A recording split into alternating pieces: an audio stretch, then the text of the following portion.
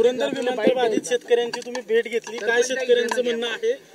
ज्या आजींचा यामध्ये जीव गेलाय दसक्याने, त्यांच्या देखील कुटुंबियांची भेट घेतली तुम्ही?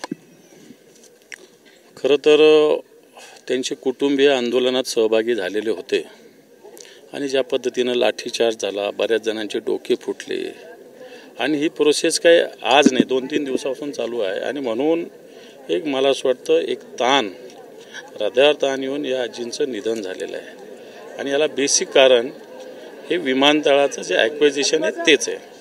आणि हे होत असताना ज्या पद्धतीनं हे लोक लढा देतात, अजून भूसंपादन नाही, कोणती नोटीस नाही, कोणतं अवॉर्ड नाही, असं असताना तुम्ही ड्रोन कसे आणू शकता, सर्वेक्षण कसे करू शकता, पोलिसी बळाचा वापर कसा करू शकता, नंतर भूसंपादन करणाऱ्या एकाही व्यक्तीवर कोणत्याही प्रकारे साधी चापटसुद्धा मारलेली नाही. असं असताना पोलीस लाठीचार्ज का करतात? आणि मग काही लोकांनी 2-4 दगड मारले असेल तर तो इश्यू होतो, पण तुम्ही काठ्या मारलेल्या त्या कशा? लोकांचे डोके फोडले, 8-10 टाके पडले, त्याचं काय? वृद्ध, महिला, भगिनी यांना सुद्धा मोठ्या प्रमाणात मारहाण झाली, याचं काय?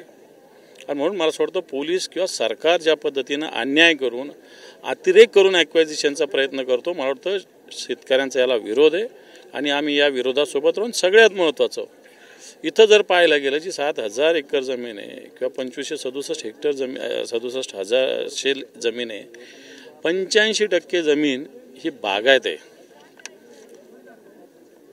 10-11% जमीन जिरायत आहे आणि 2-3% जमीन अशी की जी बिगर शेतीची. मला असं वाटतं ॲक्विजिशन करताना जी जमीन बागायती एवढ्या मोठ्या ॲक्विजिशन गरज नाही, ज्या जमीन नापीक आहे अशा ठिकाणी ॲक्विजिशन झालं पाहिजे असं सातत्यानं संकेत आहे.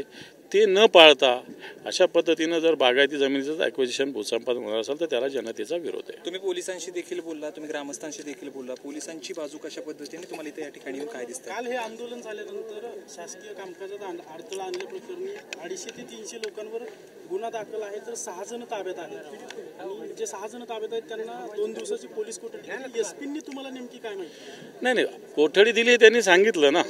हे बा, पोलिसांनी 353 दाखल केला आहे, 324 दाखल केल्या, 2 गुन्हे दाखल झाले. एका गुन्ह्यात 307 पण आहे, एका गुन्ह्यात 324 पण आहे, पण 353 सुद्धा आहे. आमचं म्हणणं आहे की 353 होऊ कसं शकतं? सरकारी कामकाज इथं काहीच नाही ना, भूसंपादन ऑफिशियल नाही झालेलं नाही, मोजणीचं ऑफिशियल काही नाही, आणि मग सरकारी कामात अडथळा आणलाच कुठं? पोलीस आले कसे? पोलीस ज्याच्या संरक्षण आलं त्याची एकाची तक्रार नसताना पोलिसांनी बळाचा वापर केला. 353 याच्यात होऊ शकत नाही. मला वाटतं युक्तिवाद निश्चित कोर्टात हे सगळे शेतकऱ्यांची मंडळी करतील आणि जामीन होईल. आम्ही पोलिसांनाही सांगितलेलं आहे, पोलीससुद्धा शेवटी माणूस आहे, ते सुद्धा शेतकरी आहे, शेतकऱ्याची भूमिका समजून घ्यायची विनंती केली आहे. 307 जे कलम आहे हे मला चुकी, बैलगाडी उधळवली म्हणून का 307 कसं होऊ शकतं? एखाद्याने काय डोक्यात दगड घातला की एखाद्याने तलवार मारली की एखाद्याने रिव्हॉल्वर रोखली असं काहीच नाही. बैलगाडी उधळवली, बैलगाडी रस्त्यावर आणली म्हणून 307 हे पोलिसांनी सांगितलं. आम्ही म्हटलं बैलगाडी तर इथल्या सगळ्या लोकांच्या हातात बैलगाडी आहे ना, बैलगाडी घेऊन सगळेच लोक जातात आणि म्हणून हा 307 सुद्धा चुकीचं होईल. पोलिसांनी नाही ऐकलं तर याच्यासाठी कायदेशीर लढाई आम्ही लढू. तुम्ही मोठा बोलताना असा एक महत्त्वाचा त्यावेळेस शेतकऱ्यांनी सांगितलं की विजय शिवतारे जे स्थानिक आमदार आहेत त्यांनी पोलिसांवर दबाव टाकला आणि हे गुन्हे दाखल करायला सांगितलेलं आहे. मला असं वाटतं एका आमदाराच्या दबावाखाली पोलिसांनी एवढं काम करण्याची गरज नाही, कारण हा काय आमदाराचा इश्यू नसतो. विमानतळ म्हणजे काय का आमदाराचा विषय नाही आहे, हा राज्याचा विषय असतो. राज्याच्या गृहमंत्र्यांनी अर्थात मुख्यमंत्र्यांनी याच्यात लक्ष घातलं पाहिजे. आमदाराच्या म्हणण्यावर पोलिसांनी मला असं वाटतं एवढं मोठे पावलं उचलले नाही पाहिजे. आणि असं जर उचलत असेल राजकीय हेतून तर मला वाटतं आम्हाला याच्यात राजकारण करावं असं मुळीच वाटत नाही. आमदारांनाही सांगतो की तुमचा मतदारसंघ आहे, तुमच्या भागातली जनता आहे, तिच्या जीविताचं संरक्षण करणं, मालमत्तेचं संरक्षण करणं हे आमदाराचं काम आहे. पण तो आमदारच अशा पद्धतीनं जीवितावर आणि मालमत्तेवर हल्ला करत असतील तर मला असं वाटतं जनता त्याला सुद्धा विरोध करेल. तुम्ही आता एक मोठा आरोप करता आहात, केला आहात आता काही वेळापूर्वी, की मंत्रालयात एक मोठी टोळी बसली आणि शेतकऱ्यांकडून कमी दराने किमती घेऊन ती 20-20 पटाने. नेमकं काय कुठं आहे? मी मागच्या अधिवेशनात बोललो होतो. सिन्नरला MIDC झाली, एकही प्लॉट गेला नाही. खरेदी करणारी मंडळी कोण आहे तपासा. दिंडोरीला MIDC झाली, एकही प्लॉट गेला नाही. खरेदी करणारी कोण मंडळी तपासा.